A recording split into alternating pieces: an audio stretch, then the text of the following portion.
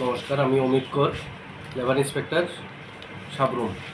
আজকে অ্যাকচুয়ালি যারা আমাদের এখানে রেজিস্টার্ড নির্মাণ শ্রমিক, তো নির্মাণ শ্রমিক কল্যাণ পর্ষদের উদ্যোগে তাদেরকে ট্রেনিংয়ের ব্যবস্থা করা হয়েছিল গত বছর অক্টোবর-নভেম্বর মাসে।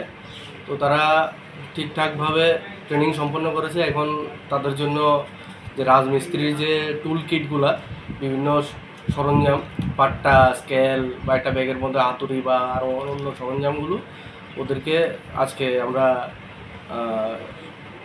শ্রম দপ্তরের তরফ থেকে ওদেরকে প্রদান করা হয়েছে। তো ওরা টোটাল 47 জন ট্রেনিং করেছিল। তো আজকে মাত্র 26 জন এসেছে। 26 জন তাদের সরঞ্জাম নিয়ে নিয়েছে, আরও বাকি 21 জন রয়ে গেছে, এরা পরে এসে নিয়ে যাবে।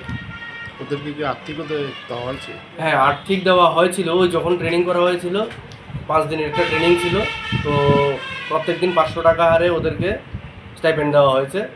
5 দিনের জন্য 2500 টাকা।